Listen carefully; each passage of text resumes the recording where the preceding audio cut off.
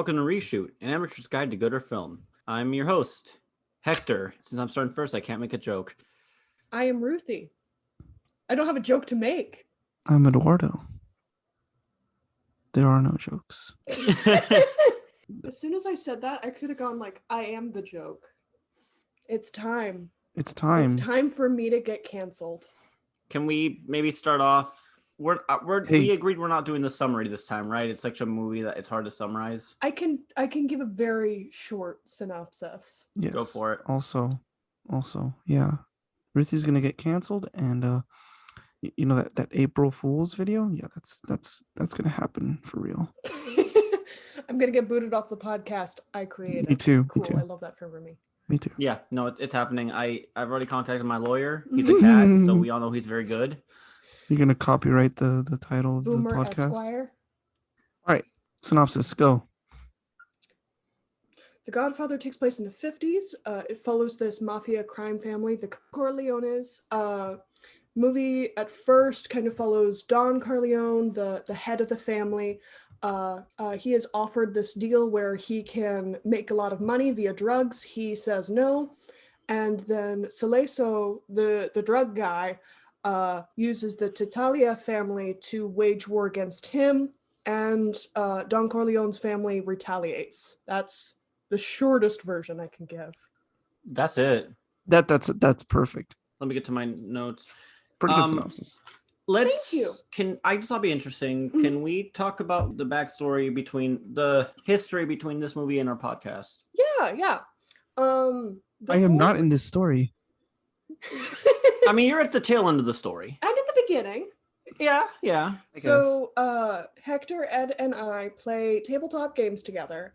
And in the beginning of the pandemic last year, I started an Urban Shadows game with the three of us and a couple other friends. And one of our friends decided to literally play Don Corleone. But working for a demon. Yeah, he's like a demon mobster, but he totally ripped the character from The Godfather.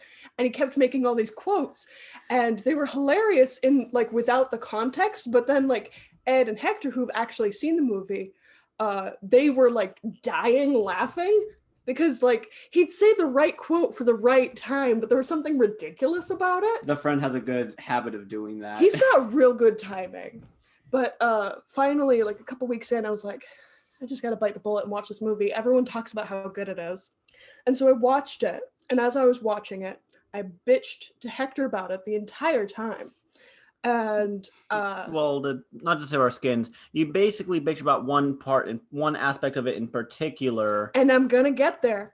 You will admit the rest of them. This is not doing crowd control. It's a good movie. Honestly, it's a good movie. I just think that perhaps some of the hype is a little overhyped. I found it frustrating in other parts. And so I was saying to Hector, you know what? This is what I found frustrating. I think I could do this to fix it. And then Hector replies, we could make a podcast out of that. And I guess to give the context for that, even though there doesn't need to be, there was a YouTube sketch I saw where people were talking about, we can make a podcast out of this. And they just take it to ridiculous levels. It's great. So I was just saying that as a joke because I just seen the video. And it kind of grew from there. Yeah, it was, I did not know that. Well, I think I'd seen that sketch at that point, but I took him seriously. And it was like, yeah, we could make a podcast out of this. And we made a podcast out of it. Yeah, and then we dragged Ed into it, kicking and screaming. Part of it was also but just... Not kicking and screaming. You guys are just like, let's make a podcast. It was excitement. You were like, yeah, podcast. Well, all you guys had to say were making a podcast of movies, and me being the cinephile, I'm like, sure, whatever. And I thought... son of a bitch, I'm in. Hey, I thought, and you can probably tell this from like the first couple episodes we did, I thought it was mostly just a freaking review movie podcast, not this but every interesting movie podcast is a review podcast. I know. That's why I like this.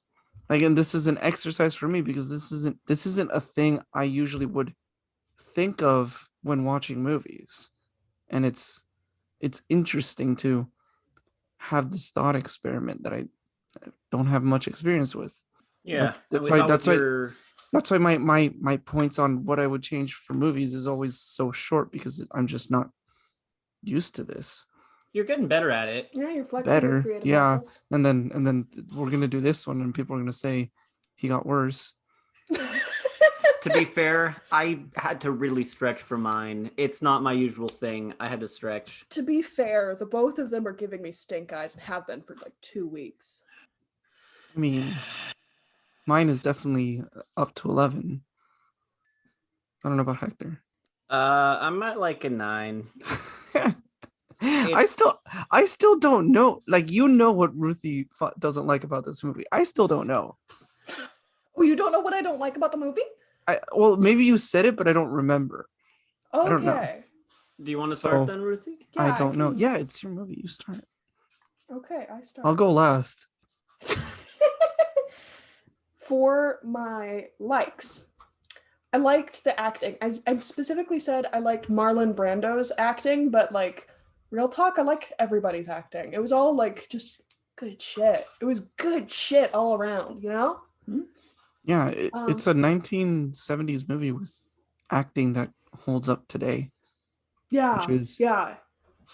kind of crazy. Like the one thing that kind of stood out as being a little hammy was Sonny and Carlo when Sonny's beating him up in the street. There's a few points where he misses the punches, like very obviously on the camera, like to the point where I noticed it. So I always love those. I love them too. That's what I'm saying. I love the hammedness, the cheesy of it. Even with good like even martial arts movies, trying to keep an eye out for that. Mhm. It's Yeah, just but fun. yeah, my point of it is that in the 1970s, that's how it was filmed usually, or that's how the choreographing was. Nowadays, it's a lot more like technical and closer, and where you can actually punch someone. Like Ryan Gosling actually punched Harrison Ford in the face in 2049. No, other way around. Oh yeah, no, it was Harrison Ford who punched Ryan Gosling in the face. That's right, accidentally. I love the freeze frame of it though. Like Yeah, when you the get freeze to frame is Ryan Gosling's amazing, and face. Ryan Gosling is like that, and there's like spit coming out of his mouth. It's amazing. But yeah, He like almost that's looks just happy. like I'm not willing to fault the movie on that aspect because I understand that that's how it was back in the day. It was more theater-esque, where Mhm. and like I guess actors didn't actually want to be didn't want to accidentally actually hurt someone, so they pulled their Cowards. punches a lot. Wait. Yeah, wait. if I was an actor in a movie, I'd be like, actually hit me. I What? consent to this. You want me to sign That's- a paper, a legal agreement that you're allowed to assault Enter the me? Dragon came out in 1973. Damn. It's not just a 70s thing. It's like no, it's just like they're a theater. They don't want to actually put their money. They don't want to actually do anything to do with fighting. I know it's not the point, but like No, but I mean, it is like an older movie thing kind of thing. Like whenever there's people punching each other, you can tell that they're not. It's very, very different than how it is today. Yeah. It's the punches just got closer and closer to almost hitting as the years went on, or And they're it's just better at interesting- hiding it. And it's interesting looking at like film history with like special effects, because like early on in filmmaking with Charlie Chaplin, he did all his own stunts. Like, you know, he'd do a lot of crazy stuff, and he did do like a lot of optical illusions. Like in the one that was in Joker that I can never remember the name of, the bit where he's City roller Lights. skating. I think that's Was City it? Lights. No, it's I'm not not City sure, but Lights. we're going to be having the exact same fucking discussion we had on the first episode. No, we aren't. When he's like roller skating backwards blindfolded, and he's like right next to the edge of the like third story of this mall. The way that they filmed it was an optical illusion, because it's like, oh, the way that they framed the camera, if you just moved it an inch, the illusion would fade. It was like basically chalk art. It wasn't chalk art. I know what it was. It wasn't real. I can't remember what it was. I'm just saying, like, the illusion was there. That was really fun. Am I allowed to say what it actually was? Because I actually know. Sure. Okay. So, the set was that, and it had the little like cutout of the like where the drop off is, but it was only it was like a 1-inch drop off, right? And what they did is they set the camera like on a tripod to keep it steady, and they moved the glass pane in front of the camera, and then they painted in the drop off on this glass pane. Okay. So they were filming through this glass pane, and it just made it look like there was a drop off where it's just painted on.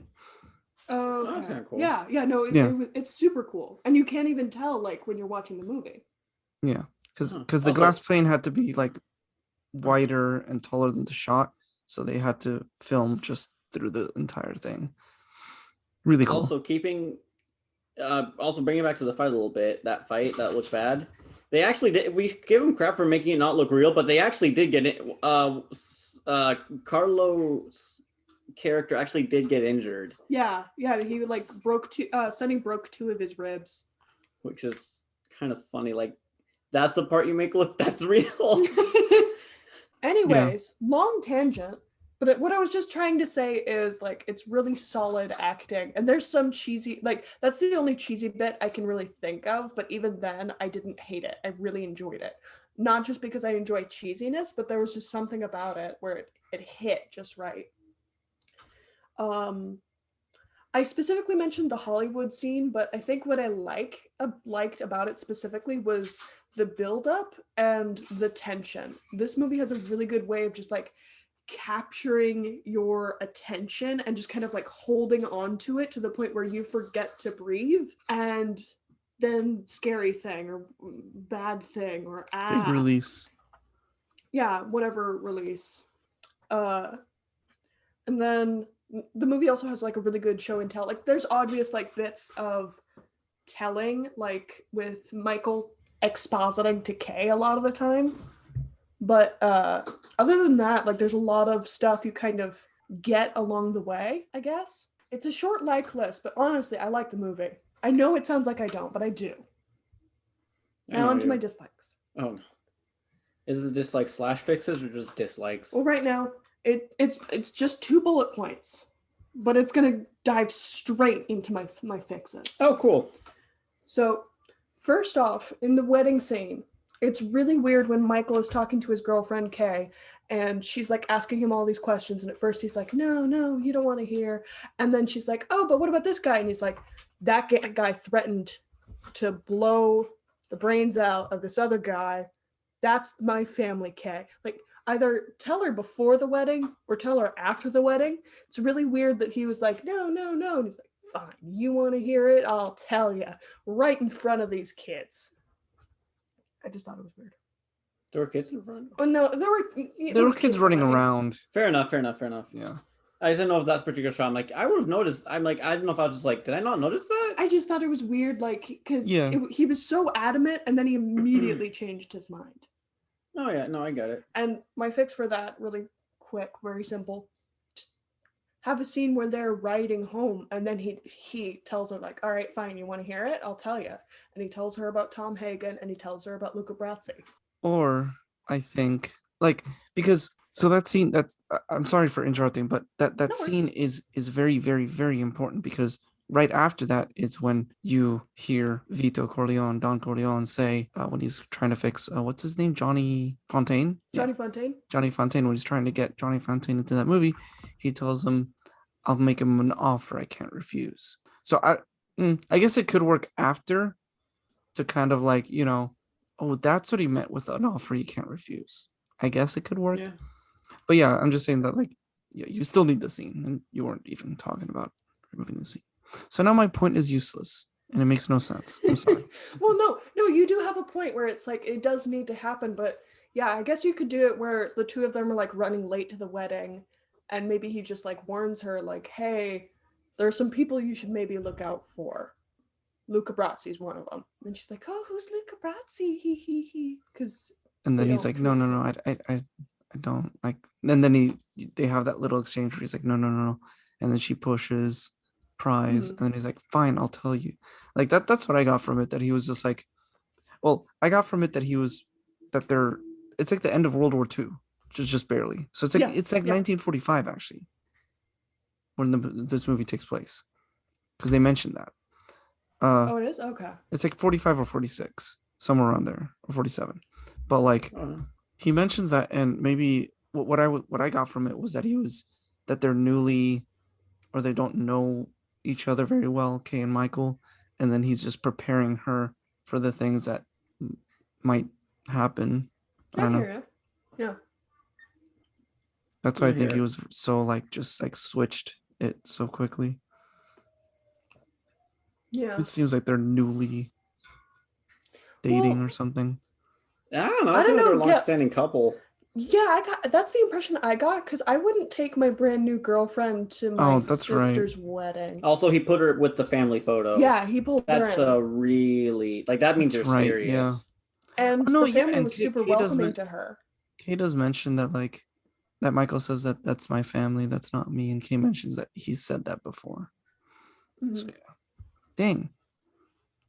Okay, whatever. Continue. I'm sorry. Yeah, no worries.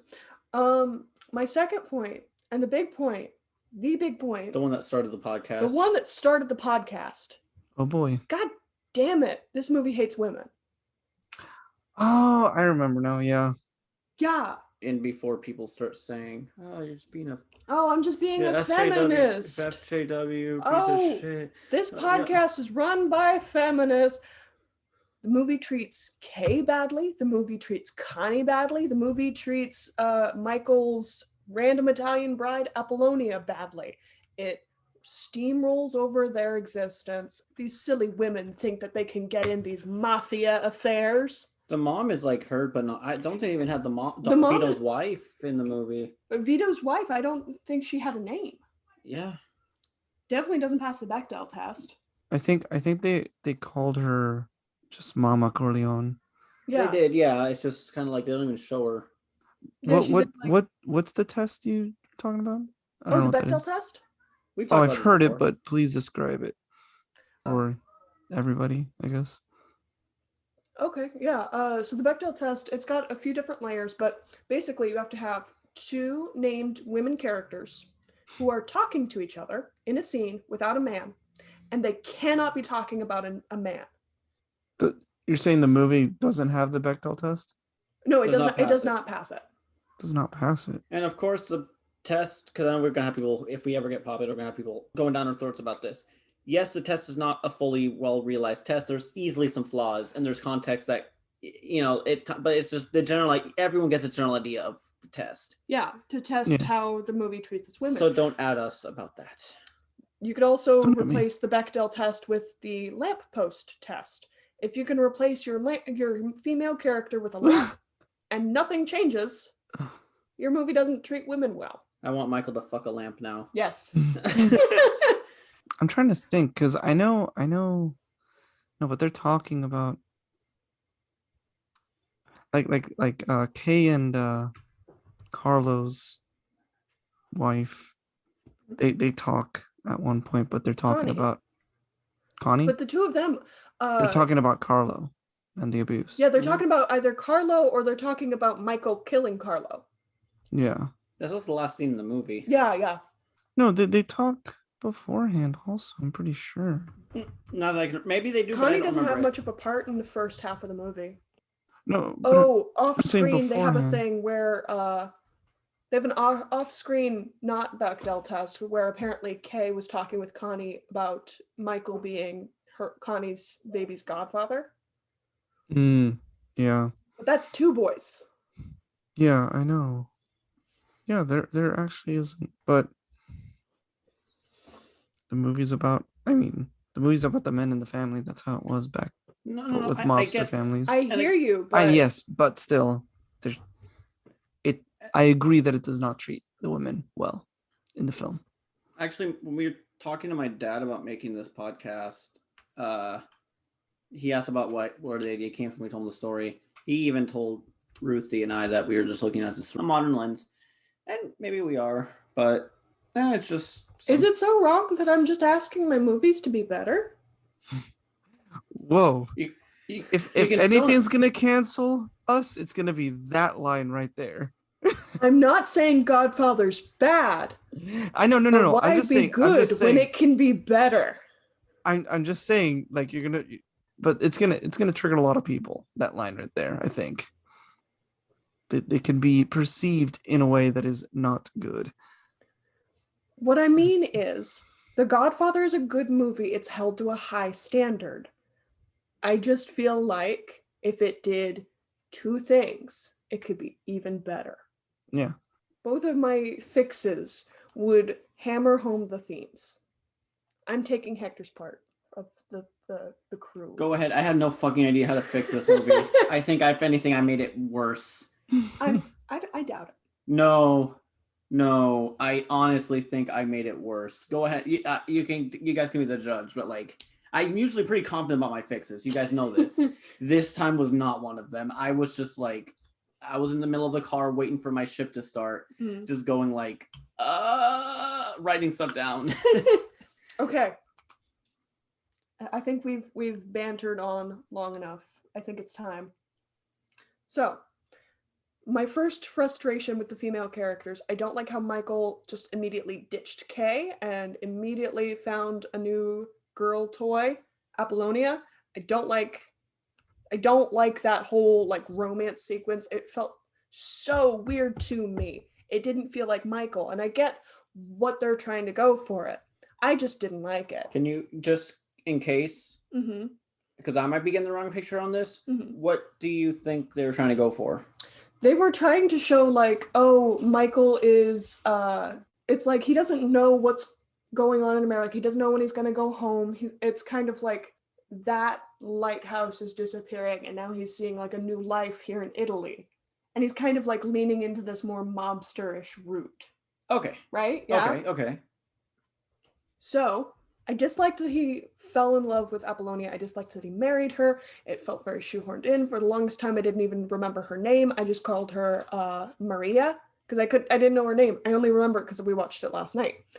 And what I would do with the relationship between the two of them is I'd just switch it. Michael would not be in a relationship with Apollonia. Michael's bodyguard is the one who has the relationship with her. It basically plays out the same way. It's just the googly eyes are switched. It's one of the bodyguards. They go to Corleone, the town Corleone. They go find the restaurant guy, and Michael like persuades the dad to ask her out on a date. As soon as they go out for that like stroll or whatever, he's just like, "Hey, I'm gonna dip. My bodyguards. I'm just gonna like fall back over here," and she's fine with it because I think, in my mind, she's already made googly eyes at him, where it's not as creepy, I guess. Okay. And yeah, we see pretty much the same thing play out. It's just Michael's in the background because he can't leave. That's his bodyguard. Yeah. That way, when Apollonia is driving the car, and we can say that the two of them maybe became friends and Michael was still the one teaching her how to drive. When she gets blown up in the car bomb, it's like, oh, there really are no innocents in the mafia world. Everyone is kind of subjected to it. I can't get out of it. Apollonia couldn't even get out of it. Her the bodyguard can't even get out of it. Okay. So you're saying it plays out the same way that it's the other bodyguard, it's the other bodyguard that starts dating Apollonia and marries her. Yeah. And because there's one of the bodyguards plants the bomb. Yes. So it's okay. So like she's the one. I'm gonna say like the two of them were probably the Apollonia and probably the bodyguard that wasn't the car bomb guy was in with her. So the two of them die in the car bomb together. Okay. That does keep the same theme. It keeps the same theme. It makes Michael seem less of a scumbag. And it kind of shows maybe he does actually have feelings for Kay instead of being psychopathic. He was normal in the first half. Then after that, after that, he's just like, apparently he lost his emotions on his flight back from Sicily. Could be trauma. But I get it. He lost his emotions on his flight back from Sicily because his wife died. I still didn't like it. Like I'm kind of with you on this one. It could still work. Yeah, it could still work. It plays out the same way. It's just that And he has so many other things that can make him a scumbag too. Yeah. Like the fact that he lies to his sister, the baptism. Like He there's lies so to many his other. sister, he lies to Kay, he lies to Yeah. No, it Lies to completely. everybody. Yeah. No, it still fits. It just that one did kind of feel. Yeah. It felt so out of left field to me. It was just like so much of a shift because he was a normal guy, and I get like, yeah, he just killed 2 guys, but like The Connie thing you told me when we Mhm. first saw this. We have not seen anything past Godfather 1. yes. Yeah, that is something that I should note. So- I'd never seen anything. In fact, up until last night, I had not even finished Godfather. I got to the point where they were in Vegas and I stopped. And I forgot to watch the rest of it until last night. I haven't even seen Godfather 2. Okay. Okay. So this Also, is more. Godfather 3 doesn't exist. It's a rumor. No, there's the coda. The coda fixes it. So for anyone who's listening who doesn't know, the director of Godfather, Coppola, right? Coppola. It's Coppola. Coppola. Had some time and he had some unused footage. He basically re-edited the movie. He Snyder cut it. He basically Snyder cut it. Is it also And- 4 hours long? No. No. Anyways, my second fix, Connie. Yes, I'm gonna fix Connie. Her husband's a shithead. That's Yes. bad. I didn't like it. Sonny. No, not Sonny. Carlo. Sonny is the eldest son. You don't like the fact that he was abusive? No, I just like. Because it makes. I wanted some justice for Connie. Okay. So this is me getting justice for Connie. Hashtag justice for Connie. Oh right, yeah. I totally. Yeah, I was thinking wrong. Anyways, Basically, when she calls Sonny in the original version, she called Sonny. She was telling him, but right before that, she had a knife and she was threatening Carlo. Right? She was like, and she's like, "I'm gonna kill you. I'm gonna kill you." And Carlo's like, "Yeah, you're gonna kill me. You're just a murderer, just like the rest of your family." So it plays out a little something like this. She calls her brother to save her. This is going to be the last time he ever lays his hands on her, and he won't get a chance to do that with their kids, no matter what. And Sonny doesn't show up. She's freaking out. She's desperate. Her husband's already taken the knife from her. He's already beaten her. Probably laughing about it. At some point, she goes to the nightstand. We see her pull out a gun. He sees her with the gun. She points it at him, again, kind of unsteady-handed. And he goes, "Oh, you tried to stab me earlier. Remember how that went?" And she says, "Don't get any closer. I'll do it." And he doesn't believe her. And he takes a step closer. We hear a gunshot. We next hear, I don't know. Basically, Connie shoots Carlo. He dies. She got revenge for her brother and she didn't even know it. She's found having killed her husband not too long after. She is arrested. It's like a big deal. When Vito goes to the 5 families, and this is me kind of more just going off the cuff.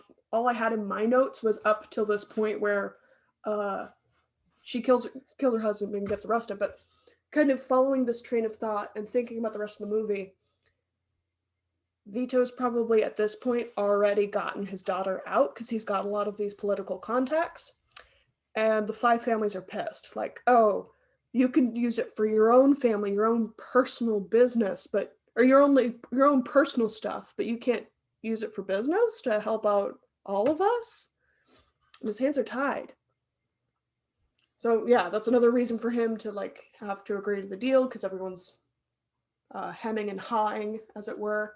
And then at the end of the movie, after the baptism scene, I think what it would look like, instead of "you killed my husband," with Kay being in the middle, instead of that, I feel like a better way, if we have Carlo dead, is if she was asking, "Let me join the family. Let me work in the family business." And Michael's like, "What are you talking about? I'm not letting you in the family business. Sonny's dead. Fredo's a dipshit.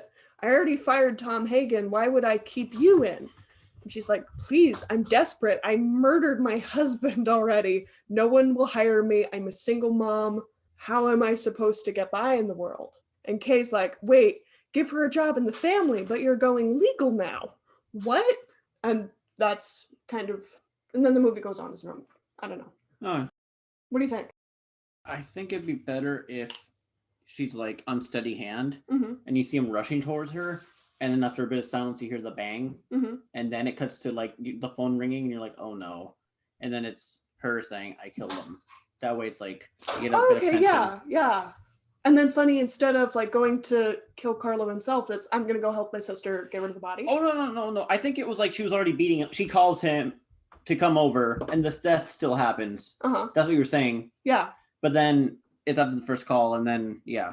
I think that kind of fits. Okay. Yeah. Because I thought that's what you said. Yeah, that is what I said. Okay, then yeah. What do you think, Ed? But if Connie shoots Carlo, then Sonny dies after that. Mm-hmm. He was on his way to help her. Yeah. And then she got the nerve to shoot him after he said, don't move, I'll be on my way. Oh, so and I don't think she was expecting like to shoot him. I think it was the same thing with the knife, where she was using that just as like to feel safe, to get out of the situation, to get to her brother. So like the whole like Carlo working with the, I forget the names, Marzanis or something like that. Yeah, the Barzinis or whatever. So that whole thing just like is closed right there. Yeah. Like they both die right then and there. Because that's why Sonny Michael kills Carlo. Carlo at the end, because he worked with the Barzinis and he got Sonny killed. I mean, you can replace that bit at the end where yeah, I heard that part too. Well, no. I'm saying like not just like Connie's asking for that, but like when Michael is talking with Carlo, instead of having that be Carlo, have it be Barzini. Maybe he wasn't killed at the baptism. Maybe he was, I don't know, like have a. I mean, who else would have known? One of Barzini's children. Could it have been Fredo?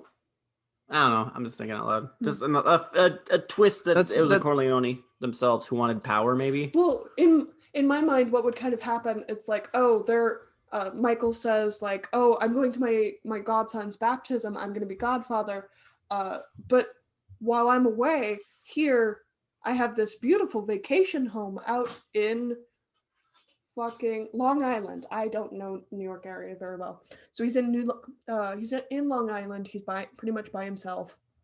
He's being guarded by the Corleone's men, and then they have pretty much the same conversation that Michael has with Carlo, where he's like, okay, was it you or the other guy who hired Carlo to kill my brother? And he's like, oh, it was me. And then kill him.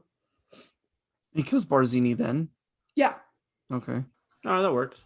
I like it. Justice for Connie. But why would... Yeah, the only thing is, like, why would Barzini even agree to this? Because Barzini already wanted that meeting, remember? He wanted the meeting to kill Michael. Oh, that's right.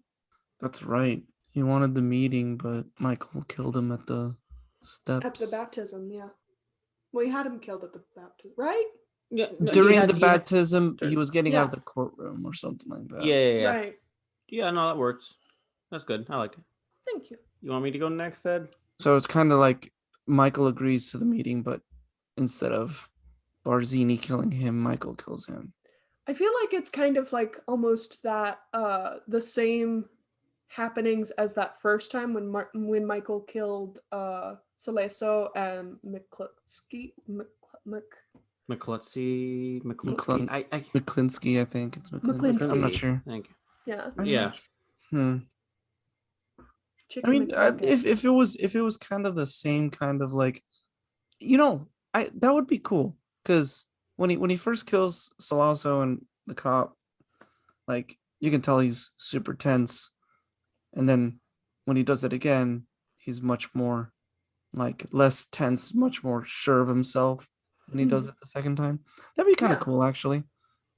And it'd also be interesting because technically within the mob world, the boss isn't supposed to do anything. The Don, they don't do it. They tell other people to do it. That's how they stay clean. So it's just kind of like, he's not playing by mob rules. Yeah, that would be, once we watch Godfather 2, we'll see if that would fit very well. if Michael does stuff in Godfather 2. I don't know. I'm not sure if he does. I still need to see Godfather 2 and 3. Me neither. We all do. We're not. I'm not gonna watch 3. I'm just 3, not gonna do that. I'm gonna watch Dakota. I'm curious. Supposedly Dakota fixes it. So What if we watch 3 and we shit talk it the entire time? Okay, yeah, that's actually yeah. I forgot. Well, yeah. I'll OG only 3 watch or it if we're doing Dakota? it for this podcast. I don't think I want to do another Godfather for the podcast. We'll figure it out. We'll figure it We'll out. see. But yeah, I like that. I still like how the movie did it. Like I said, the movie's really good. I just think it would make it better. Perhaps. They're just opinions. And I'm right. I want to say something, but I won't. All right. What I liked about this movie. Ruthie touched on it. The tension building. The build up to the literal climax of the movie that happens at literally the halfway point through the movie, where Michael kills Solosso and Klinsky or whatever his name is. The build up to it is like 10 minutes or more, or 15, 20 minutes, because they start talking about the plan, about the meeting, and they figure out what they're going to do. Like they're going to have somebody plant a gun for him there because they're going to frisk him, and they're going to how to get away. Like what's his face tells Michael, like, 2 shots in the head, don't take any risks, stuff like that. Drop the gun right away. Told him that a million times, and all of that leading up to the scene. And I love how the scene, Salazzo is speaking to him in Italian, and there's no subtitles because it doesn't matter to Michael what he's saying. If you noticed, there's no subtitles. I mean, I noticed the no No, subtitles. I can't speak Italian. I kind of got some of that. Yeah, I was able to understand like every third word. Oh no. Yeah, Italian and Spanish is similar, so I could understand the gist of what he was saying. Mhm. But Yeah, I same. just love how there were no subtitles, because like we're privileged to kind of understand what he's saying, but people who don't speak Spanish or Italian, they're like, why are there no subtitles? And the reason is because it doesn't matter what he's saying. It literally does not matter what Salazzo's saying. And it doesn't matter to Michael. You can tell from his demeanor and what he's looking at. He's not making eye contact. He's just working through his mind that I'm going to kill these 2 people very soon. And There's that moment. Oh, sorry. I just love that. I love that little detail of no subtitles. I don't know if that's how it was when it first released in theaters, but that's how it was where we watched it, and there were subtitles other times where people were speaking Italian, so I'm assuming it's intentional. I watched this movie with like normal. So I always watch movies with normal subtitles. People watch a lot more things with subtitles now because of Netflix. Yeah, well, I used to do it because my dad used to do it, and then also it kind of helped me focus at times, and just also like Yeah, you pick up, like if I can't hear things well, it helps. Yes. We're watching movies like Tenet. Anyway, but even in that scene, even in those scenes, that scene, there was no subtitles. Yeah, it was like speaks Italian. I don't think there was even that. Yeah, I don't think so either. It was just no. In the movie, like normal subtitles, it just says speaks Italian, or when you put closed captions on. Mm-hmm. But the subtitles that are like burned into the movie, they're not there. There's no subtitles, and I love that. Yeah. Doesn't matter what he's saying. And then Michael gets the gun, and I like how it takes him a little bit to find it and grab it. You're like, oh, did he not plant the gun? That's what I was gonna say. Yeah, like the tension of like, oh shit, like I've seen the movie, I've seen that part like twice, and it's like, oh shit, did they put the gun? I know they put the gun, but did they put the gun? Yeah. And then he just pulls the gun out, and it's all fine. And then just like the fading of Solosso talking to him in Italian, and then the train passes over. It's just so good. it was That entire scene was so good. It was also smart because like it also shows how smart he is, because they didn't mention anything about train. He knew the best time to shoot was during the train to cover up all the sound and there'd be less. At least outside of the restaurant. Exactly. So like it was it kind of shows early on how smart Michael is. Yeah, it could be perceived that way. I perceived it as just like there's a lot of stimuli, and he's just like freaking out. I don't know, but Well, and I also like how he doesn't follow the rules. He doesn't follow the rules that were repeated to him all the time. He doesn't do 2 shots in the head to either of them. He doesn't uh, drop the gun right away, and he does look at people. he shoots McCluskey twice. Yeah, no, he shot. Neck He and Shot shot. head. Saleso once, but he Yes. got Yes, but McCluskey twice. twice, but only because he shot him in the neck the first time, and then he shot him in the head. Yeah, no, it was the neck. He was choking on his Oh, blood. right. Blood. It was pretty intense. Yeah, Also, I and want to say this: the death scenes in that movie were just not good. that's But, a like- product of the time. Let me finish. The cops was really good. Like the choking out noises, that was perfect. Yeah, and But like also, I'm not sure it was a product of the times, but I'm not gonna go over that with you. But like, I'm sassy today. But like, I don't know. I just think that was a good death scene. yeah, it was. I agree, and like the revolver looked like a small revolver. It was maybe a small caliber bullet, and what can happen if you have a small caliber bullet is when you shoot someone in the skull, it's gonna hit the skull, break, go in, and then it might have lost a lot of velocity, and it could get lodged in their brain Oof. and not come out the end.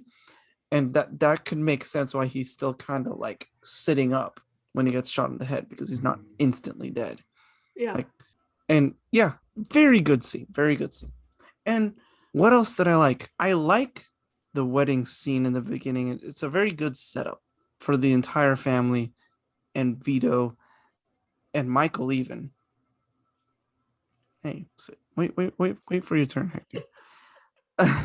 All right. Like, I like the wedding scene just because of the setup of the Corleone family, and you get a sense of who Tom is, the lawyer. You get a sense of Michael and Kay. You get a sense of Vito.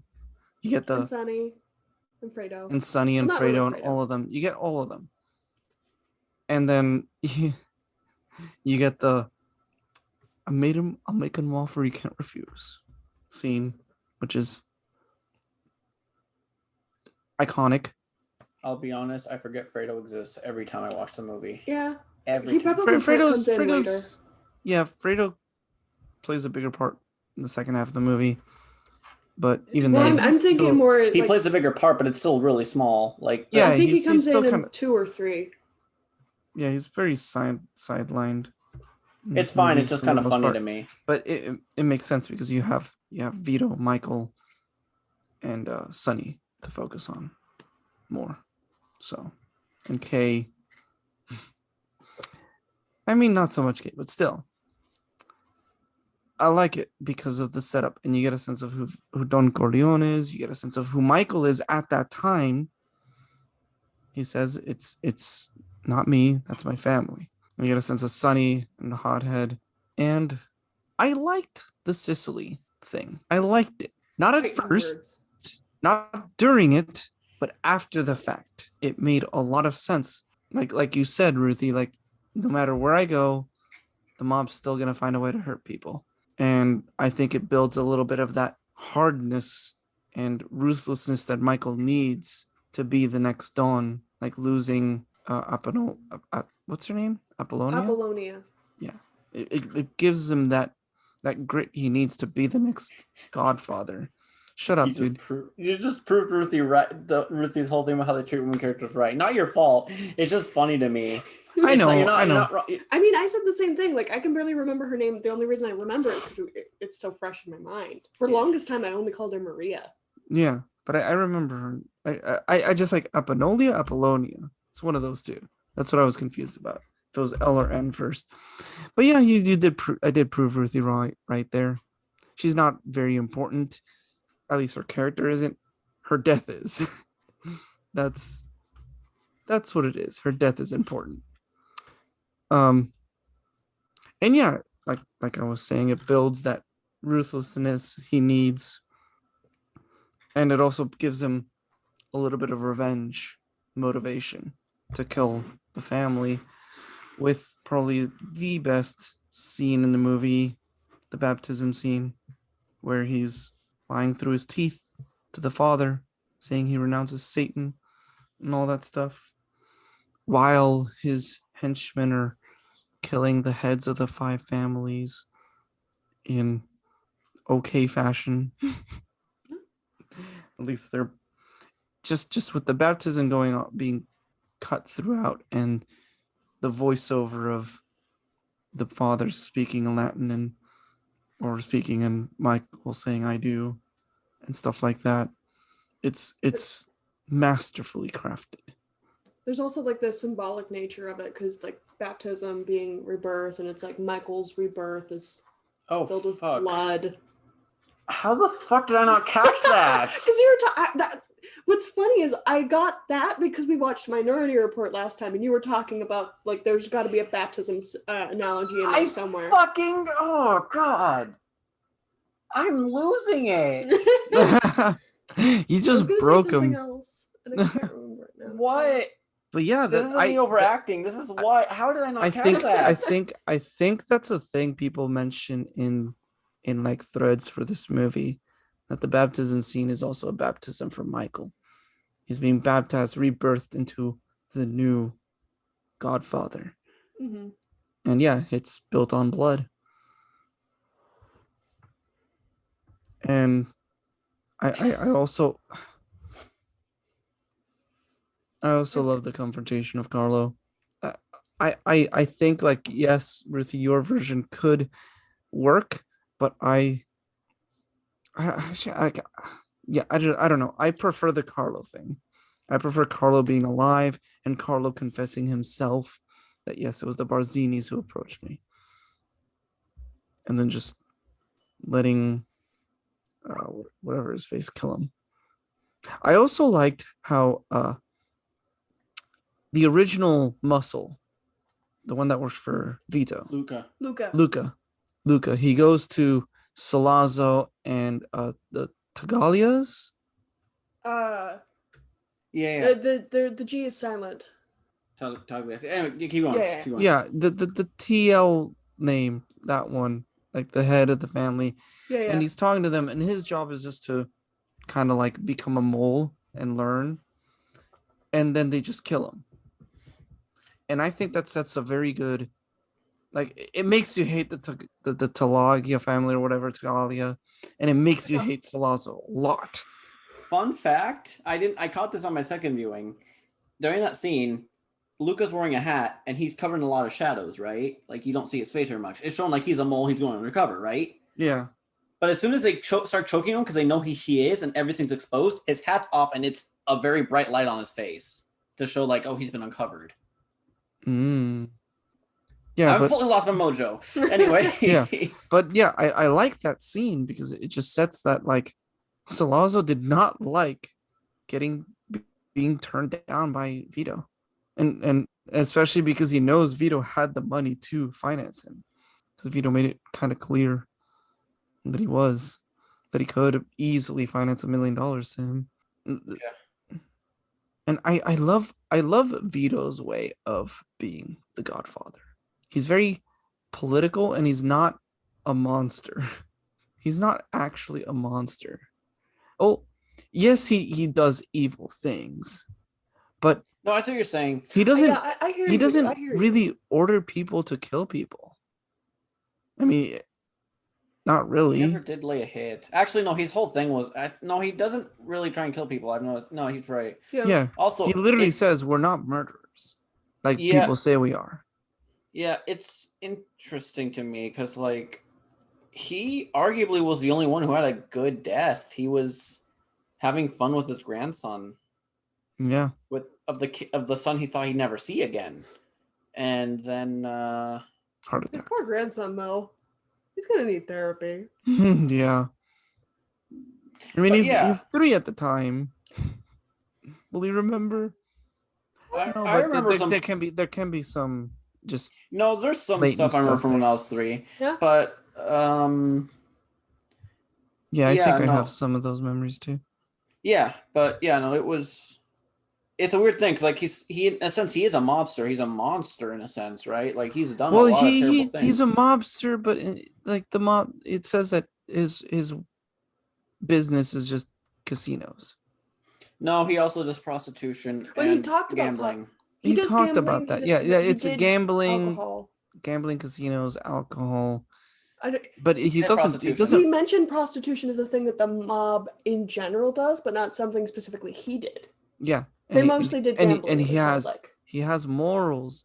He doesn't want to get into narcotics because the people the like, well, not morals, but like he doesn't want to get into narcotics because the political people he has in his pocket will not support him if he does.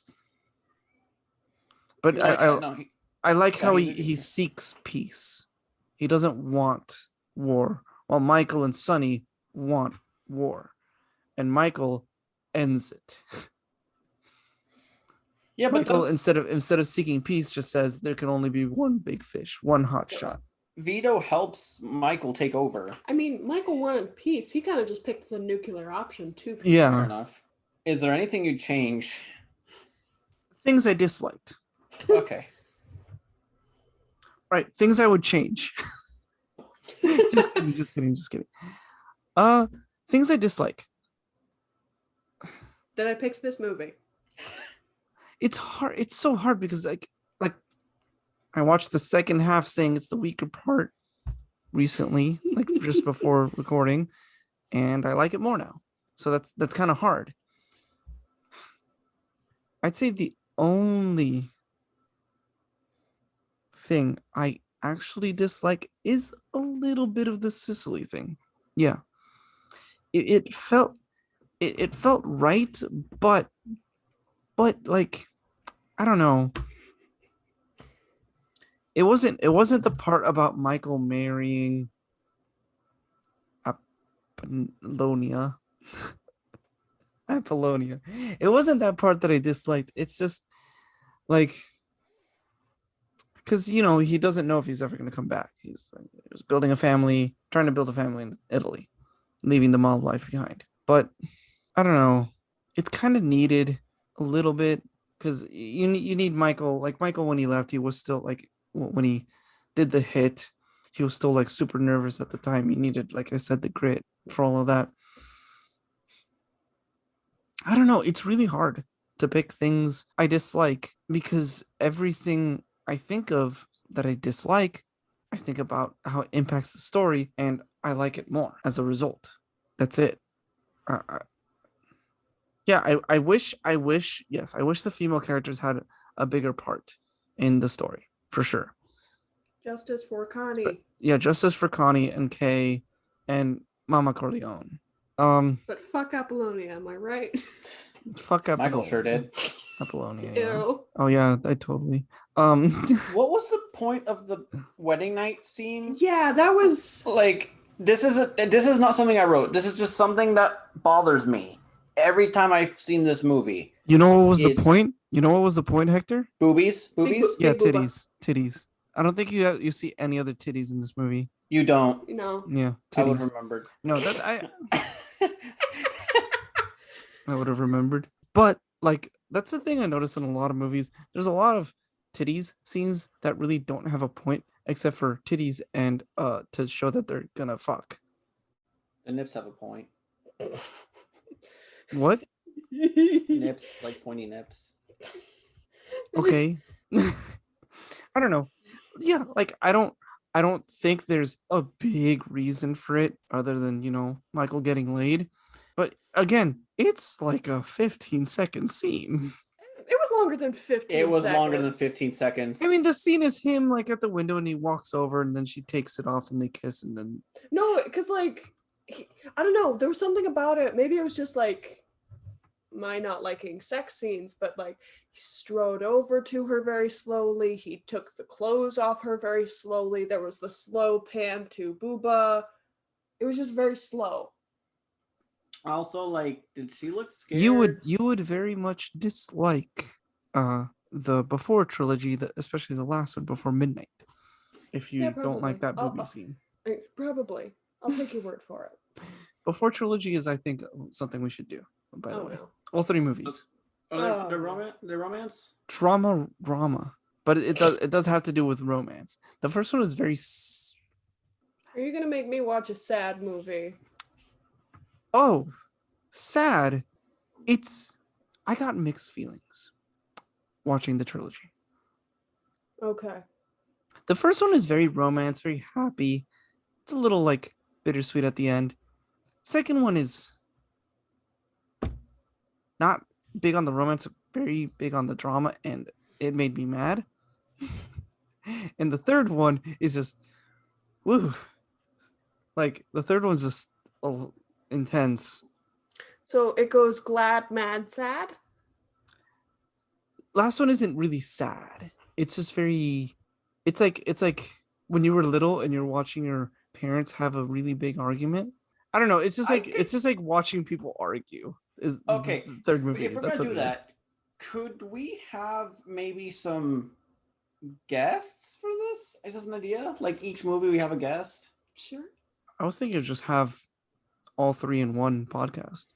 That would be so long. Yeah, that would be long. Okay, whatever. Anyways, back to the matter at hand. Edit that out. Where was I going? Oh yeah, things I dislike. I guess the booby scene didn't really need to be there. I mean, the boobies didn't need to be there. The scene could stay. I have no issue with it. Yeah, my dislikes, nothing, pretty much, close to nothing. Just the Sicily thing. That's the only thing that really impacted me. Okay, now that I think about it, after Michael shoots the 2 dudes, there's like this transition thing of like the newspapers flying on the screen, like It kind of reminded me of like the cheesy like early superhero things where it's like da-da-da-da. yeah, and like it has that same thing where it's newspapers spinning and getting closer to the frame, and I'm like, yeah, there could have been better ways to do that through maybe not straight exposition, but like the only big thing that happened is that there's a war going on. They're all in hiding. You could just show them all in hiding, have no newspapers, and then just have Vito coming home in the ambulance. Like you don't need to show the newspaper before Vito goes back home. Or what if instead of it being like the newspaper spinny, it's like the phone call on the other end, the dirty reporters. Like they get the phone call and they're like, Oh, yeah, I know, but yeah? that's just like straight exposition, though. Yeah, Is the it's I the don't know. same issue. No, I see what you're saying. It's the same issue Ed has, and I kind of agree. I mean, Yeah. it would be kind of hard to just show instead of tell for the like that kind of stuff. But like, yeah, like they mention, like even the lawyer mentions, like with our connections, the papers, we got McCluskey fixed into the drug, whatever, and the newspapers show that. So you can just cut that whole thing out. The only thing the newspapers show that isn't explicitly said is that there's a war going on. But they mention Michael shooting these 2 causes an all-out war. And you can just show them in hiding, and people, hopefully, they're smart enough to figure out, oh, they're hiding because they don't want to be involved in the war that's going on. Honestly, the movie has so much more subtle shit that people have already figured out. That fly. I with that can fly. Yeah, I mean, I let it fly too. It works, but that's the only thing I would change. Just keep it consistent throughout the film of like low exposition, a lot of show, very subtle things about that. But yeah, that would be my change. That's my only real dislike. Acting is top notch for 70s. Marlon Brando is a god among men. Do you think his Al shoulders hurt Pacino's from really carrying good. that? Do you think his shoulders hurt from carrying that entire movie? Like, not to shit on the other actors. Like, they helped. No, yeah, they like definitely Marlon's acting in that is on a league of its own. No, yeah, no, it's a masterclass. Yeah. Like yeah. when Vito was in the hospital, I couldn't wait for him to get out of the hospital. And boy, when he gets out of the hospital. And yeah, I also like the another thing I like is it's like the fall of Michael kind of thing, that Vito never wanted Michael to be involved in the family. I don't know why, but he just didn't. Maybe because he went to the war. He's the only one that fought in World War II or something like that. I don't know. Mhm. But he does. At first he doesn't want Michael, and then he kind of makes Michael the head of the family because it was supposed to be Sonny, and let's be honest, Sonny Fredo's died. kind of dull. Yeah. Yeah, And that Tom's not really part of the family. who? Tom, the Oh, lawyer. yeah, the lawyer isn't part of the family. He I got felt done in bad for dirty by Tom. Michael. He got done Yeah, in no, dirty he by did. Michael. Yeah. I was hoping he'd come back at the end. Now it was a peacetime Yeah. conciliatory. Yeah. But he Conciliere. conciliere. Thank you. Yeah. I don't know. I was hoping for that at the end, but nah. I was disappointed in that. He always had, like, he was a very good conciliere to Vito. Mm-hmm. Like, very good. Always with good opinions on everything. Mhm. Oh, but by the way, what did you think of the screaming of the dude after the horse head is in his bed? Oh, yeah, that was good. That was good. Yeah, it's different from like screaming you would hear nowadays in movies, but it works. No, in my opinion. It's very good. It's very good. It's just different. It took me for a trip. No, it's realistic. Yeah. I know I've screamed like that before. Oh, by the way, do you know what he meant by the horse going to be a stud? Yeah, he was gonna breed it to get more. Yeah, it's just He's gonna gonna get laid. fuck. Its life is getting laid. Must resist the urge. Must resist the urge. Oh, say it. It's too easy. Nobody cares. Nobody cares. Nobody cares. Nobody cares. Say it. Say it out loud. Say it. Say it. The dream. Okay. Have you guys ever seen Twilight? The first one? Bruh. I've seen Cosmonaut make fun of it. Say it out loud. What am I? Say it. That man. scene was so fucking funny. I loved it. Vampire. It the way is she very says it. meme-worthy. The way she says it also. The way she says it. Vampire. No, it's more like you're Batman. I don't know. Because he is now. I'm Batman. Oh, he is. Holy shit. Okay, so like that's what I do with The Godfather, honestly. It's near perfect. Not just being a cinephile, not a lot I would change, honestly. Shots were, oh, by the way, to get into my cinematography thing, shots were, I actually lighting was good also. I think lighting was the best part of this movie. No, lighting was really good. Mm-hmm. I don't like some of the cinematography stuff, and I will talk about it. And I'm very curious. It's funny. It feels like we're all kind of switching today because you took my themes. I took a bit of Ed's cinematography, and then Ed just kind of touched on stuff. He just picked on some stuff that he did. I don't know. It's just weird. We're all kind of switching. Also, no, I'm making jokes too, which is not as usual. Sorry? No, it's fine. Woo! Woo. Okay. So The Godfather. The acting is really good. Like I said, Marlon Brando, as good as everyone else was, he kind of carried that movie. Kind of the main reasons I don't want to see 2 or 3 is because he's not in them. I know. What's the point? No one's talked about the music. Oh my gosh. The music. There we go. I was wondering, like, how is this music not iconic? It is iconic. It really the fuck is. are you Well, talking like about? it's just, or like I don't see it trying to be emulated really in anything, or like who can beat it? It's not like it's the music is not like something you would recognize right away, is my point. No. Or at least it's not like I'm comparing it to like Imperial March. You hear it, you know what it is. This music, you hear it, and at least for me, I wouldn't recognize it right away. Maybe because I've only seen The Godfather twice, but it's so it's like I recognized the music before I even saw the movie because it's just so culturally inclined Mhm. to me. I know, but like it's like freaking it's like Interstellar in a way. Let me explain. In a way that like it it really fits the feeling of the scene. It's just a compliment to the scene. It's not trying to make you feel anything. It just complements what's already happening in the scene.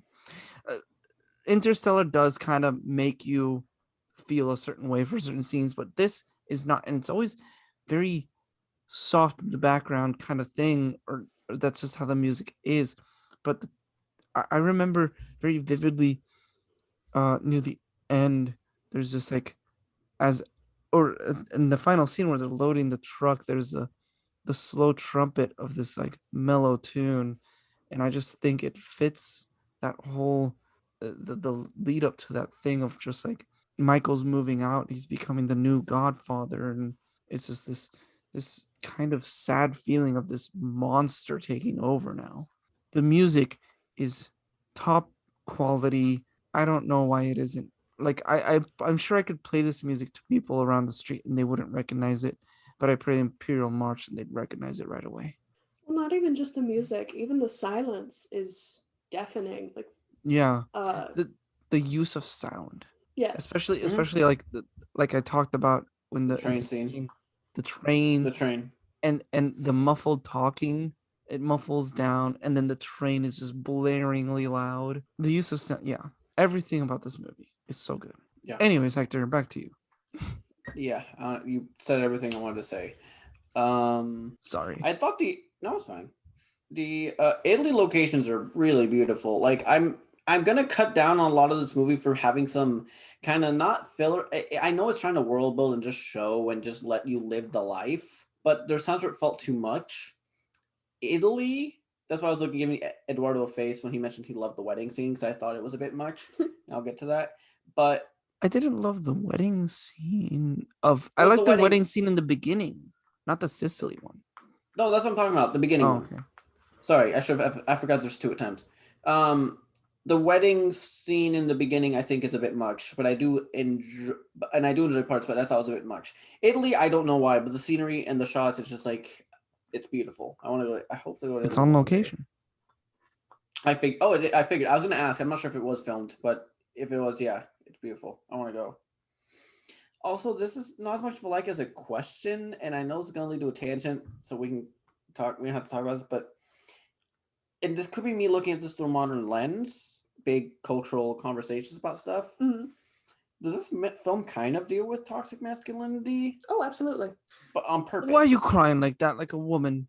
Exactly, like Obviously. that, like that, like that. Yeah, Women and children can be careless. Men cannot. Like, is it? yeah, and Is then it? like Is this movie Vito praising slaps it? up Is Johnny this Fontaine for crying. exactly? Is this movie praising it or is it not? And I'm not sure if it's figured. I again because like in my cultural lens, it's saying it. You know, it's like yeah, look at him, like he's not perfect. But like Vito's not perfect. He's messing up and being kind of stupid here. Mhm. Because even he cries when You his got wife, you, when his son you, dies. I mean, yeah, but that's a reasonable thing in back in those days. Is what I'm exactly, saying. exactly. But like Like this movie was filmed in the, but again, was 70s, filmed in the 70s. So how is it? Again, but I it takes wasn't alive in place in that the time. 50s. Yeah, I it's a get that. product of the times. I get that. So I'm not saying is this movie criticizing that kind of stuff or is it encouraging it? I just don't know. It's in my opinion, it's neither. In my opinion, it's not. It doesn't have a big thing on that. There's just that one scene, I guess, kind of that's Yeah. really obvious. Well, there's more, but I'm just saying that that's just how it was back in the 50s or so, like that. That's just Yeah. how culturally it was. Men don't cry unless it's a reasonable thing, like a son dying. Yeah. And Yeah. like keep in mind, like and I guess if anyone's listening, I was think like, oh, I didn't grow again, this again, I'm just asking how I know, because like when I grew up, my dad would cry at a bunch of stuff. He's not gonna listen to this podcast. I can say it's whatever. he he cried at a lot of movies. Like I'm pretty sure he cried at bits of Tarzan. I mean, it's Tarzan. No, I know, but like, I mean, I tear up. It's fine. I'm not judging. It's just interesting to me because like, I grew Yeah. up like crying's fine for the most other than a few situations here and there. Mm-hmm. It's Yeah. fine. So like, I'm just wondering. From how I'm kind of looking at it, I agree with Ed where it's just kind of like this is how it was. But I think looking at it and like talking about toxic masculinity, it's like that idea of like good art makes you think. Exactly. Like once you have that out in the world, it's something that can be talked about. It's something that can be critiqued. You can apply any lens to it. Yes. And that's what I'm wondering. The author. I'm asking if the I don't know. writers I don't did think it this. had the intent. Yes, I'm wondering if it was the intent. Thank you. Okay, Yes. I just wanted to get that out of the way. That's my point of view too. There was no intent in it. That's just how people acted back in the day, and it just so happens that's in the movie. But yeah, just something I was curious about. Like to me, it doesn't feel like the movie is kind of venerating it either. Like, look at these manly men. They smack each other around because they can't cry. It's kind of like it's almost like brushed over. It's something that's quick. It's just something that's a part of the life. Yeah. Like life. I get that. I feel that too. I just want to make sure. I just didn't know what to think of that, and I want to get your guys' thoughts. So thank you. I know I have more likes. I kind of like didn't. I just kind of want to get into like. I was kind of more focused on trying to find something to reshoot than to really talk about the movie. It's fine. So I kind of mixed my dislikes and fixes, kind of like it back in the old days. This is a 1, but there was some weird racial stuff, and I get it's accurate, but like some of it felt like I get it. You're trying to emulate the early 40s and 50s, but this was also shot in the 70s. Some of this shit does not fly. One big N bomb. The big N bombs one. They mention. I'm gonna lower this down because I don't want the neighbors hearing the wrong idea of me. They mention he's like when we're talking about like getting some politics stuff going around, they said, oh, we can go to a Jew congressman or something, like. Oh, and let's not forget, there's the one scene where we are to the N-bomb. Well, there's not the N-bomb, but the other one. The slur, the Latino slur. Yeah, that was fun. See, I've watched some Romero movies, and the bad guys. Slur? There's at one point they say the SP Latino. Yeah, that one, the S one. Also, like, fun fact, in Romero movies, someone's evil when they say that word. Oh, like, he uses that every time to get the word, like, you Puerto Rican. I'm like, okay, he's definitely a bad guy, and he gets shot, and it's like, it's a stupid trope, but he does it so... I've seen enough Romero films for class. Anyway, so that stuff I think I just cut. I don't know if I'd cut out. I would cut them out. You can say the non-offensive N-word. I'm not going to say it just in case, but... You can say that one. You can just say a congressman. Why a Jew congressman? You don't have to specify that kind of shit. It's just also this takes place during World War II. Right after World War II. So I'm wondering, like, is this like? Hey, that's how it was in the 50s. I know it was, but like, you don't have to be that. Just because they literally drop an M-bomb accurate doesn't make it okay. Like, there's a time to play. It's like, look, okay, I haven't seen Django Unchained, but I do know that, like, Leo DiCaprio says the N-word. And there's context that made it... A lot. The context makes it make sense, and it makes it... There's a reason it's not canceled. It's because there's context.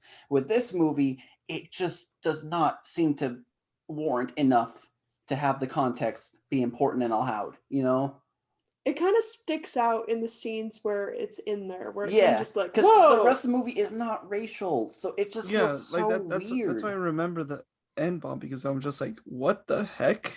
Yeah, this came out of nowhere. Yeah, and like I have some Jewish friends, so that weird thing that might be anti-Semitic just feels so weird and out there. Like, why? And like. What, and then the S one's just fun. The Latinos, the Spanish slur, just funny to me.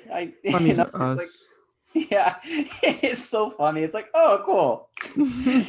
Representation. So like Ruthie said, women. Oh, fuck, give me a minute.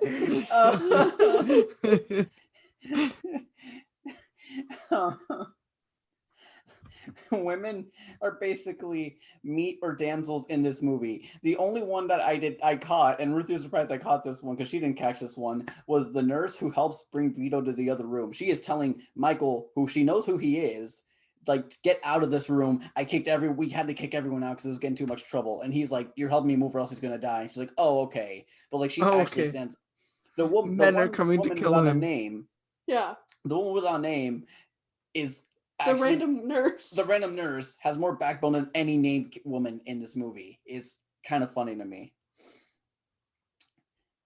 So, this is the one I think Ed's gonna give me shit for. Some scenes are weirdly shot, or they last a little longer than they should. So, like with the first wedding, right? There's a part where everyone's just kind of singing and dancing together, and it focuses on them for like 30 to 40 seconds to like a minute, right? And it's like, the old man is singing and he does nothing. And as far as I know, he's not like a member of the mafia or any of the 5 families. Mm-hmm. So it's just there. And I get it's just world building and showing how rich they are, but you can see them in the background. You see how big this place is. It doesn't have to. I don't know. I get it's there, but it's just when the movie's so long. I'll wait. It's just when the movie's so damn long, you can cut some of it out. Did it feel long? That scene, yes. Did the movie overall feel long? A little bit, but I do have ADD, so I might be looking through it's maybe because I came out more critically this time, but like I was not expecting the pacing to be a thing. The pacing was not meant to be an issue. I did not look for this movie having a pacing issue. I just think there were some parts where it's like it feels a bit like I like letting things breathe and letting some stuff happen, but it just felt like it overdid it a few times. So would you have switched it out where the old man was like one of the heads of the 5 families? No, just don't have the old man singing. It's a cute moment, but it doesn't add anything. It doesn't enrich any characters. Again, I'm fine with stuff happening. It's just it felt like filler in a movie that does not need filler. Ed has something he wants to say about that. I don't think it's like world building or anything like that.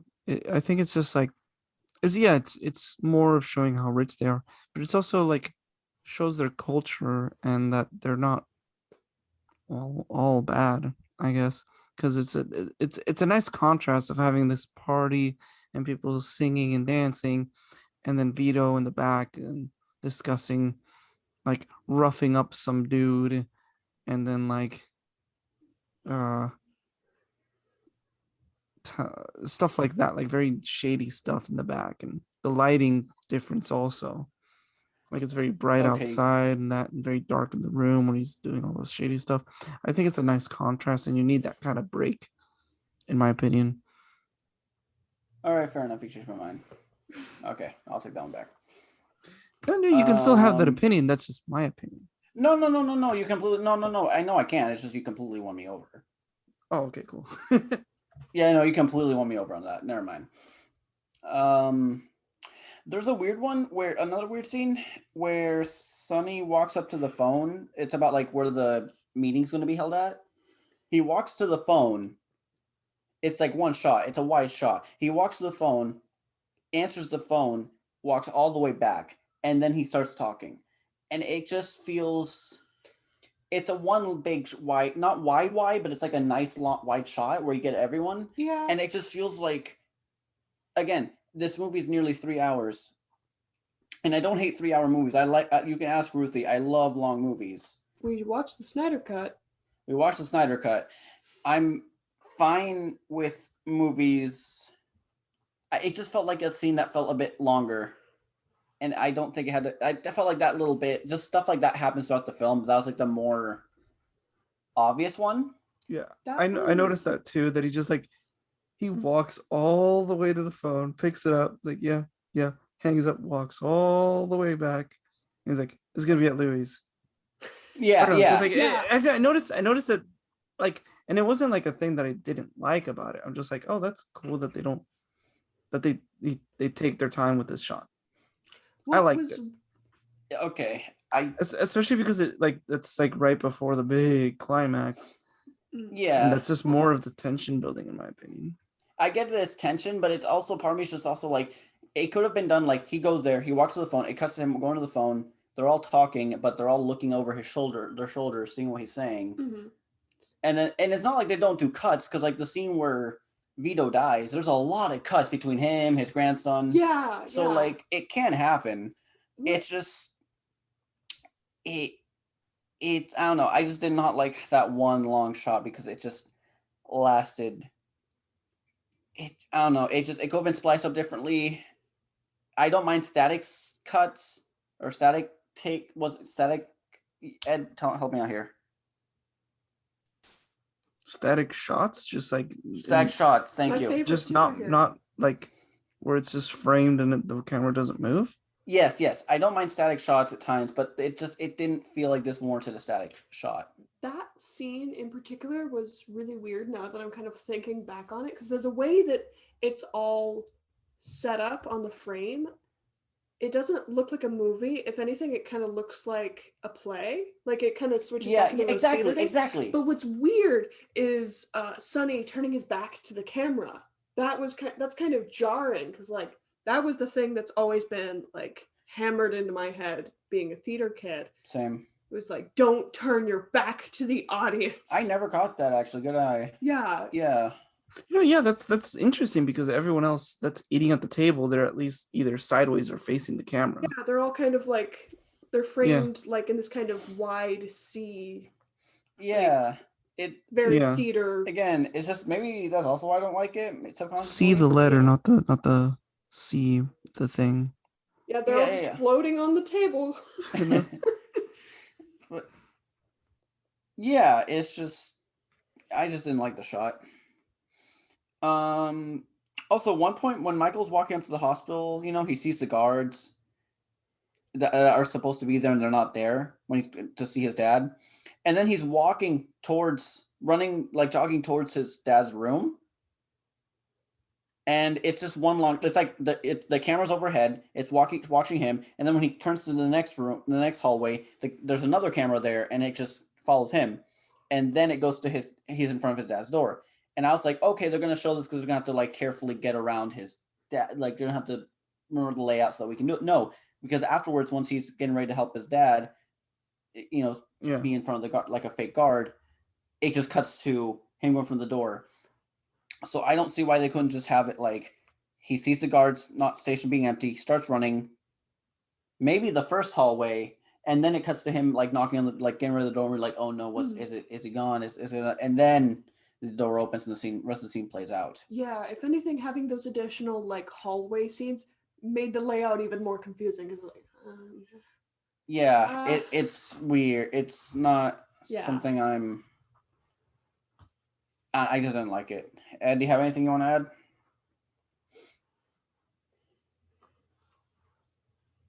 I have no issue with the shot, but I don't really have anything to say to change your mind. Okay, no, it's cool. To explain the running, he walks into a hospital and it's empty. Yes. And he's like, what the fuck is going on? And he knows his dad is there, so I don't know. Oh yeah. I didn't realize it was empty. The entire thing. Yeah, I realized it, but I didn't realize I don't know. I just thought the first hall was fine. The second hall was like I can see why. I think it's just there to add more to just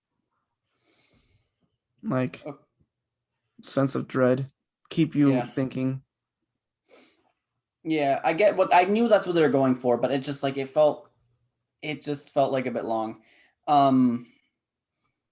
Here's the big change I wanted to try to make, and this was more again, this doesn't, and to me, I don't like what I did. Not like I feel terrible or like this might go wrong, like the Joker one, but it's just more like I wanted to have something to do with the podcast, something to change. And I couldn't. This is a stretch, is what you're saying. It's a stretch. I'm not. It's just something to talk about. So, here's the big and only real change that I made the movie. The movie's just going to be the first half. Nothing. No, nothing. Yeah, I want. Okay. How does that pan out with the rest of the trilogy? I don't think it does. Oh, you just have it be a standalone. Mhm. Oh, Yeah. So my idea, and I changed some character stuff around. okay. Just to, again, I kind of just. I do have something. Because this is a thought that I actually didn't mention. The movie feels like two movies. Yes, It does. yes. When Ruthie and I paused it to make dinner when we were watching it, we paused right after he left, and it felt like the perfect thing. And back then, movies used to have intermissions and shit. In the Not past? Yes. not in the 70s. They were kind of falling out of fashion, but Yeah, yeah. it was way back. Like when the movie Joan of Arc, The Passion of Joan of Arc, when that came out, that was like very common. And that was like in the 20s, 30s. Yeah, or and I know something. Tarantino tried to bring it back for one of his movies. Oh, for Hateful Eight. Hateful Eight, thank you. I saw those, the roadshow with the intermission in the middle. It worked. It worked. It worked? It worked. Yeah, it was good. It wasn't. I would have probably not had an issue if it didn't have one, but yeah, it was okay. Okay, Makes sense. good to His know. movies are kind of split up into chapters like that, and then he built it in a way where that intermission was in a good place. Good to know. Okay, thank you. So yeah, here's my idea. Because like you said, it does feel like two movies. And I did have that in mind when I came up with this. Thank you. So Tom takes a big part in the movie, which is probably the more surprising thing. Ruthie's face is like, what? Wait, are you saying like in the current version or in your new version? In my new version. Okay. Tom's a much bigger part in the movie. Okay. So him and Michael are really good friends. They grew up together around the same age, it feels like.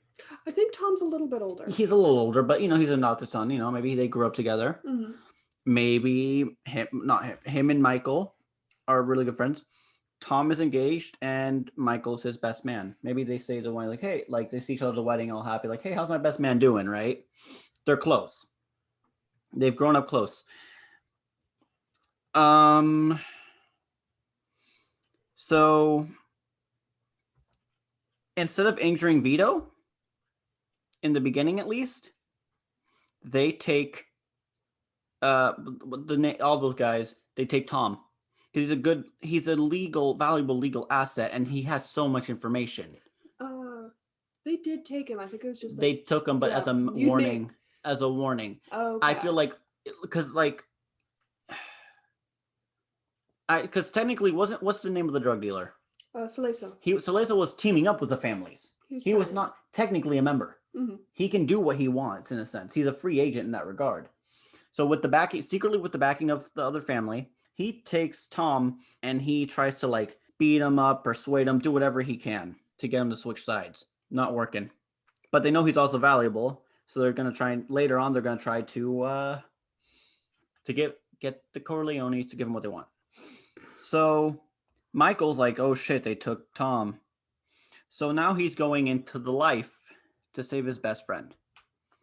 And since he's technically also not a member of the mob, he will do different dirty shit to find his friend. And Vito, maybe he isn't caught, no one else is doing this, but they know the Corleones are involved somehow. And maybe what he does ends up exposing politicians and cops in the process, right? Like Michael's doing this to try and get maybe, because maybe the cops and the politicians are playing both sides. So now, oh shit, now that they've been caught, this is all, now Vito's also running out of money. So he's not happy that Michael is doing this. Right?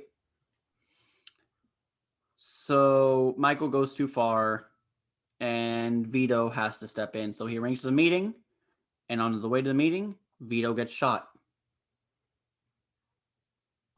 And they're like, oh shit, we have a better opportunity here. So the rest of the movie plays out the same. They get Michael, they give Tom back, and then Michael does everything the same. And if you're thinking, Hector, did you accidentally make a parallel between in Ghost of Tsushima between Jin and Lord Shimura? Yes, that was with Vito and Michael. That was a complete accident. Did you realize that just now? No, I realized that as I was writing this down in the car. waiting for my shift to start, sweating because I don't want to turn on the air conditioning. After I had my lunch, and I was writing like a madman in like a panicked state, like I need something. So it was an accident, but I'm not gonna apologize for that. I mean, it's a good game. Honestly. It's a good game. The story's the best part, and the gameplay's fun. But we're not making a video game podcast. Not yet. I'd love to. I would honestly love to. I don't play enough games. I don't play as much, but like I have enough. I'd love to join a video game podcast. Wink, wink, nudge, nudge. If anyone wants to join, have me as a guest, I would love that. You will talk for hours about Hollow Knight. Oh, good lord! Oh. Years. He will talk for years about Hollow Knight. Give me Hollow Knight and Undertale. I can write some like essays on. What's another great 50-page essays. Oh no! Well, Hollow Knight I could write maybe a couple, like maybe 10, 20 pages, but Anyways, back to the movie. Yeah, that's basically it. That's basically it. It just ends with Michael leaving. Michael leaves.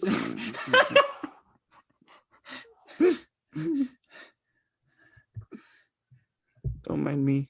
The ghost of Sicily. I accidentally made. Hey, they're both islands. Oh shit, they are. Yeah. The parallels continue. I want to joke around about how deep this can go. Wait, isn't the Ghost of Sicily just Assassin's Creed 2? That was it Sicily? It wasn't Sicily. It wasn't Sicily. It was Italy. It was Italy. But yeah, I accidentally made a parallel to Ghost of Tsushima, which I have not touched in months, so I'm surprised that was the thing that came to mind. You know, like honestly, I like your thing of like, oh, the first half is one movie. I still think you could make it 2 movies and just like take a fucking sword and just cut it right down the middle, and then you got yourself 2 movies. You can. You got yourself part 1 and part 2, and then you don't need part 2 and part 3. But Ed, is that explicitly because you want to keep that baptism scene? The baptism scene is probably one of the best sequences I've ever seen in any film ever. True. Not even Blade Runner 2049 has a sequence that good. I have a movie. What? Spider-Verse, the sequence that Spider-Verse, the Leap of Faith scene. Okay, yeah, that's a scene. It gives me the chills. I have seen Spider-Verse, I think 4 or 5 times, which Ruthie knows. That's rare for me to watch a movie that many times. Every time, without fail, chills. Every time without fail. I don't know. Again, it's not for everyone. I just really love that movie. The baptism, I can't even call it a scene because it's not just one scene, it's a sequence. No, it's a scene. It's technically a scene. It just has a lot of cuts to other places, but I think it constitutes a scene. It is like, yeah, not even my favorite movies have a scene that good, in my opinion. But yeah, like, you know, that's something I would do. I probably wouldn't change the movie at all. I just take a nice scalpel and just cut it right before Vito comes home. Just down there, right down the middle. Make 2 movies, part 1, part 2, and then part 3 can be what in our world is part 2. And then you don't have the bad part 3. How can you say part 3 is bad when you haven't even seen it? I mean, the director disowned it. Fair. Everybody should had its fans. That movie, I think, still won an Oscar, though. It did? Or it was nominated. I mean, it was nominated. But that might have been just because... Possibly nominated. But, like, in the credits, the director, I don't know if it was Coppola, but whoever the director was, he used the director pseudonym for when you drop your orphan baby off at the hospital. Oh, I did not know that. Okay. Yeah, no, he disowned the film. Yeah, that's why I made the coda, which I heard, again, fixes everything. For the damaged coda. I think... love that song. I think I did some research for Godfather. it seems like part of the reason he made 3 was because I guess it was kind of like, again, like Damaged Coda, Rick and Morty. He didn't want people getting the wrong idea about being like these guys. Because I Being guess what? that might have been, huh? You didn't want to what? He didn't want fans to get the wrong idea about being like these guys. He didn't want the movie to get Fight Clubbed. Or Rick and Morty'd. Where people Oh, like, okay. I see. Getting the wrong ideas and thinking the toxic people are people worth aspiring to be. And it just didn't, because it tracks too, because if you look at the different, like that movie was made, the last one was made in the 90s. Oh, Yeah. okay. Like Michael's definitely older, and He is just from the much older. picture, Wait. he's definitely older. So like, I think it was meant to be like that. Al Pacino. All right, Mm-hmm. Yeah, that's everybody. Yeah. Grades Boomer A has plus. a turn. A. you still give it an A? It's a good movie. I just think it could use a little. It could use a sprinkle of some feminism. Yeah. I will probably give it a low A, just because, like, again, just some of the movie's pacing felt a bit weird. I have no issue with the Not an A pacing. minus, just a lower A. I have no issue with this movie. Again, that's fine. That's up to you. Again, I respect that. I know you're into these, and I also like slower movies. Like, Yeah. I've been enjoying the new Marvel shows better than the movies, just because they actually get to take their time and flesh things out. So we got a listener request from a listener named Andrew. Thank you, Andrew. Thank you, Andrew. Thank you. And who wants to announce? Should I announce it? Yeah, do it. All right. Next movie we're looking at is Kong versus Godzilla. Monkey. Monkey together strong. When you're Ape together strong. Reject humanity. Return to monkey.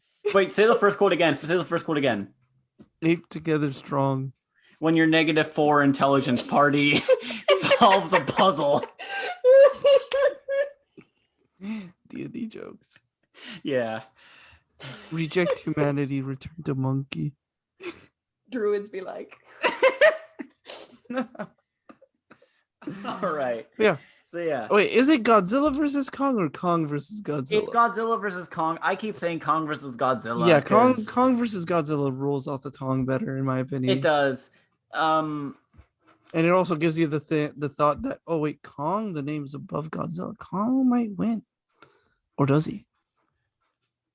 Ooh. Yeah, Ooh. I don't know. I think we're gonna.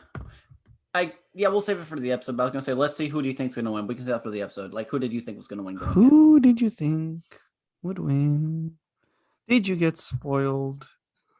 I did, Yeah. but we're not gonna talk about that. But yeah, you can follow us. You can email us if you have any questions, or if you want to talk to us, you can talk to us or request of our Twitter, which is at reshoot movie PO1. Yeah, reshoot movie PO1, and our Gmail is reshootpodcast@gmail.com.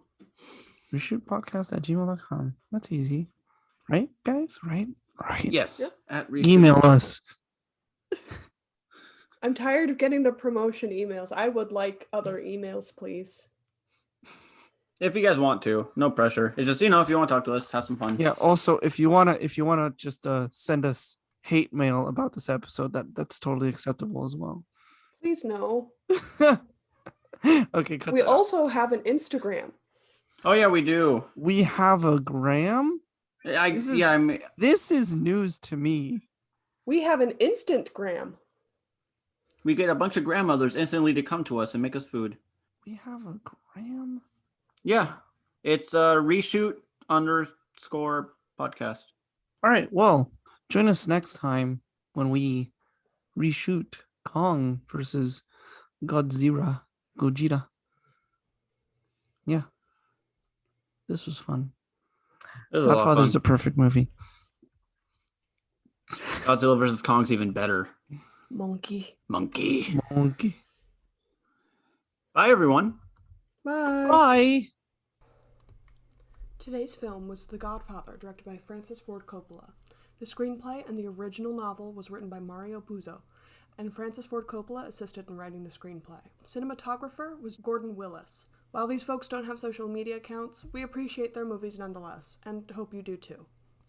So, yeah.